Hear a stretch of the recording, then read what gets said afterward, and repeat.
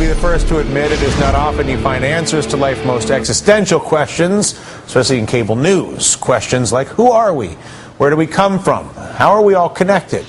But our specialist today is a geneticist whose groundbreaking DNA research provides some new clues into some of those very quandaries, at least when it comes to our physical constitution. It paints a picture of a deep and interwoven American ancestry in the process, and joining us now is Professor Bryan Sykes, human genetics professor at Oxford University and author of DNA USA, a genetic biography of America. What don't we know that you do know about our genetic history that is most startling, you think? I think I know everything about your genetic history. So when you look at it, what's not yours personally, Dylan? No, well, not yet. That can be done with relative ease. I'll give you a cheek swab at the end. I won't leave without one. But when you look at the analysis, what bore itself out? Well, fundamentally, what I was interested in in looking at America is that here you have a fantastic convergence of three continents from a genetic point of view. I just wanted to see how they mixed up, what it showed about individual origins, even within people, how different parts of their genes had come from different places and what they thought about it. What'd you find? There's a lot of mixing, but as you would have guessed, but it's not just that you have African Americans and Native Americans, American and European Americans. Within their DNA, you can see traces of almost all of those in almost everybody. I, for example, discovered that I have a piece of African DNA. I've got an African ancestor somewhere or other. It helps run my pancreas.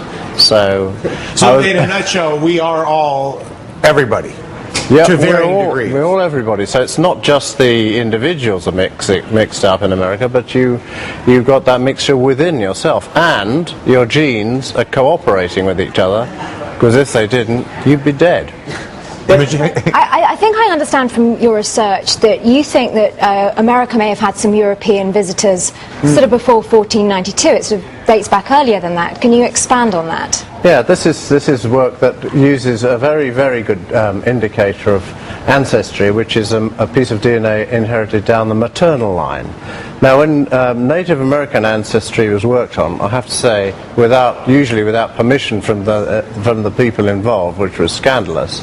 But when that was looked at, there were four groups of people, four groups of ancestors that made up the majority of Native Americans. However, in recent years, a fifth group has been identified, particularly in tribes that live close to the Great Lakes, the Ojibwa tribe in particular. And the matches with the four main groups of Native Americans are from Siberia and Eastern Asia. But in the Great Lakes, this particular cluster of DNA comes not from Asia, there's no trace of it there, but from Europe. So I think around about the same time, something about 10,000 years ago, there was a small group of people that came from Europe, directly over the Atlantic, which was partly frozen then, so could have got round at the edge of the ice. And I think that's the most likely explanation for what we see in a small proportion of Native Americans. Tim? Well, in American society today, we definitely see there is significant racial sort of grouping off. There's intermarriage between blacks and whites and Asians and whites, but that's the exception in my observation. So I guess, how much does it matter how much a country like ours sort of intermixes racially? Does it make a big difference? Would we be more the same if there's more Asian and European and African intermarriage, or does that not make a difference very much physically and physiologically? Well, you're sort of asking the question if it was totally mixed up, whether all Americans look identical. Well, they wouldn't. But there's an enormous amount of mixing has already taken place, whether or not it's acknowledged. For example, amongst African Americans, I don't think there are any African Americans that don't have some European ancestry. And talking to my volunteers, I went all around the country getting samples from African Americans, European Americans. Some of them were surprised and thought they didn't have any European ancestors, but they certainly all do. I mean, I'd be most surprised if I found one that didn't. Amongst European Americans, particularly in the South, I didn't find any that didn't have some African ancestors as well. So you mean Spain, Italy?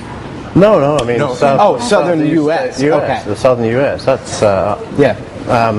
And so all of the, I didn't ask for DNA from hundreds or thousands of people, but all of the ones I did test, all the volunteers from the South, European Americans, had quite substantial sometimes elements of African DNA, so they had African ancestors.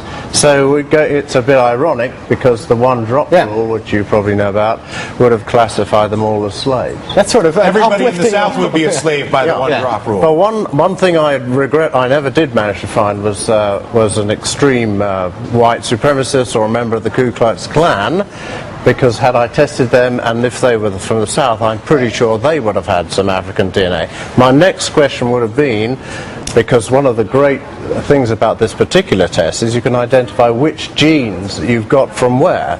So let's say a member of the Ku Klux Klan had a gene which was controlling his kidneys, for example, from an African ancestor. Would he rather do without his kidneys? I think not, but I would love to have asked the question.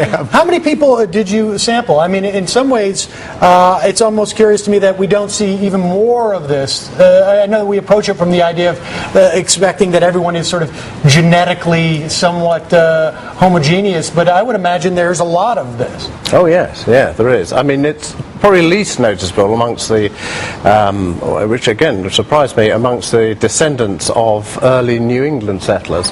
I asked for volunteers amongst people whose ancestors arrived before 1650, and I thought, well, I'm hardly going to get any, but I had hundreds and hundreds of volunteers.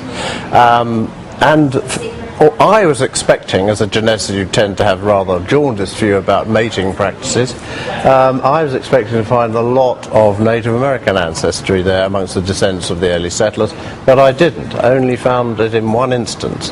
A man who knew he had a Mohawk ancestor, I was able to show that that Mohawk ancestor had given him some DNA that was actually controlling his blood group.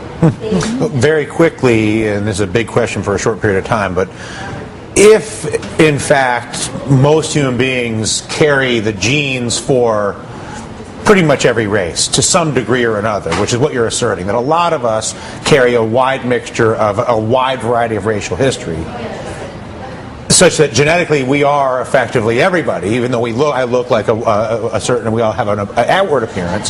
What are the implications for racism if we're all carrying the same gene pool?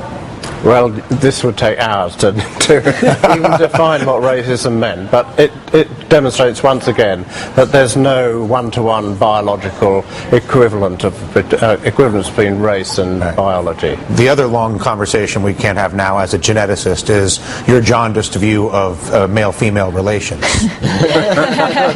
You're a man who knows too much for about too many people. Professor, a pleasure. Congratulations on the book.